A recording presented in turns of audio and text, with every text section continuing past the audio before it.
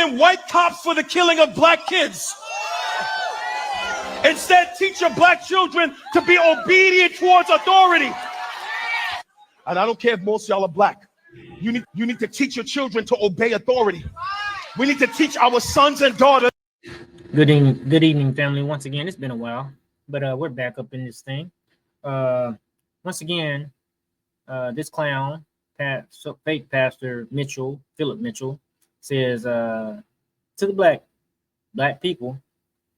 Now, mind you, about a month ago, he just gave $50,000 to a Canadian man and his family, wife and 2 kids.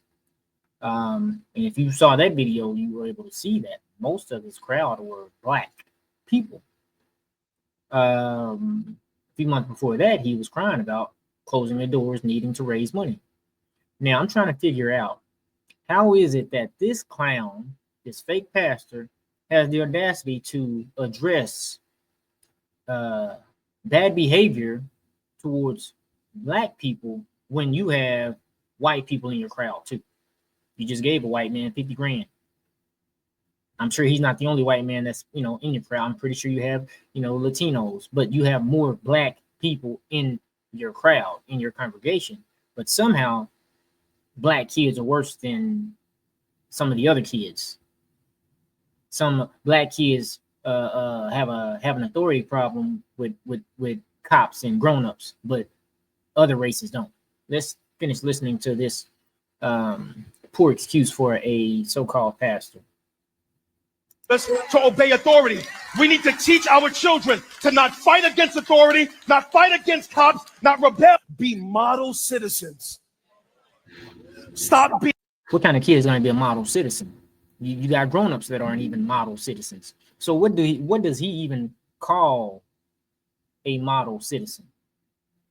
Somebody that's walking around with your head down? Yes, sir, boss. Yes, sir, boss. Yes, sir, boss. Being rebellious towards authority. Be submitted to laws and ordinances. Stop parking in handicapped spaces unless you want a reason to park there. So black kids do that? White kids don't do that? Hispanic kids don't do that? That's just what? Is that a black thing? You're talking about kids. Most of them aren't even driving.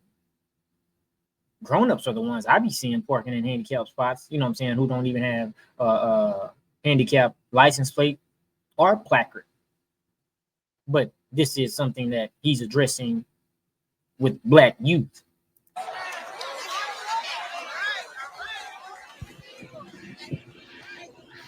Pay your taxes and stop cheating on your documents. You still talking to black kids, or you talking to black people? Because black kids aren't paying any taxes. Oh, you talking? Oh, so what now? It's black people. So now you're talking to the black adults. So we cheat on our taxes, but the white people don't. I'm gonna go deep. I'm about to get everybody mad. Stop bending your numbers. Watch. The Lord said, "Give back to Caesar what belongs to him." That is, be submitted to governmental authority. See, now watch. I see all of y'all looking at me. You know why you're looking at me like that? Because you don't read. After Jesus is resurrected, I don't care. I'm sure if he had a crowd predominantly of white folks, he wouldn't have said, "I see y'all looking at me like this because you don't read." No, he would have been on his best behavior. I don't care. I don't care. When I was 15 years old, I'm walking up Hollis. I'm walking down Hollis in Queens. And an Italian cop drove right by me. And I locked eyes with the cop, and we stared at each other, and he drove by. My ego and his ego.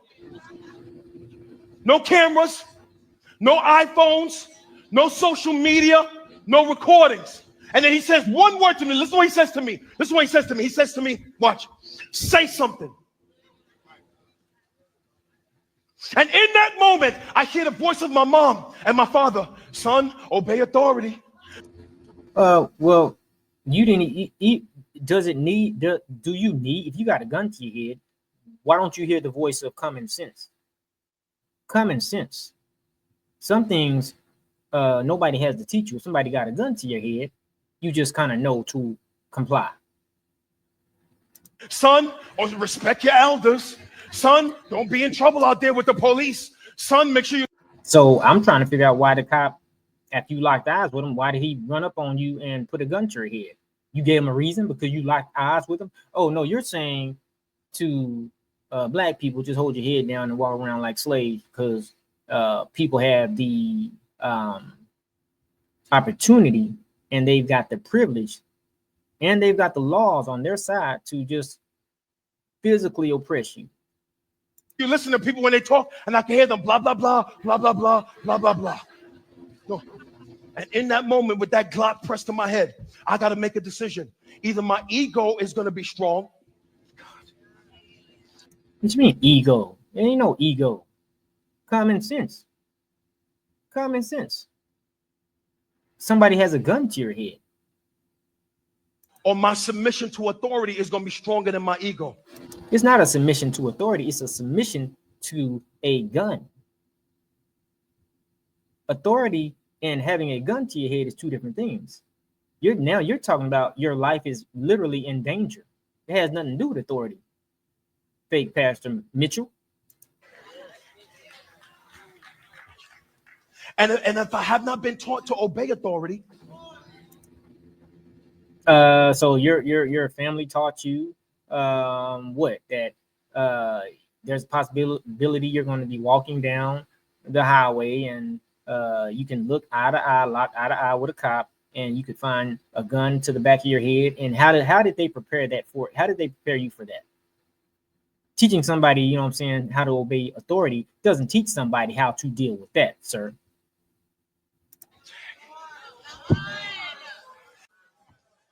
And because I'm not saved, I'm separated from God now for all eternity by a cop's bullet. Why? Because my ego was stronger than my submission. So you're saying it would have happened because your ego was stronger than your submission, not because the cop, who was a wicked cop, just decided to use his authority and his privilege to kill you for no reason. You're going to blame it on the lack of submission, not the wickedness of the cop who's using his badge, you know what I'm saying, to do what he want to do. But let's look at where he's from. Let's check this out.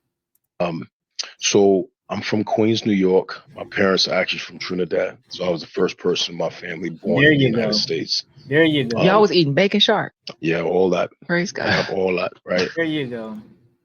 There you go. There you go, family. So as you can see, he's from Trinidad. And when you have these immigrants come over here, they come over here with a yes sir, massa type of mindset. They just do. And when they come over here and they'll call us lazy. They'll call us unproductive. They'll call us, they're the ones who are saying, you know what I'm saying, you don't need reparations. They come over here and they undermine us with these type of talking points.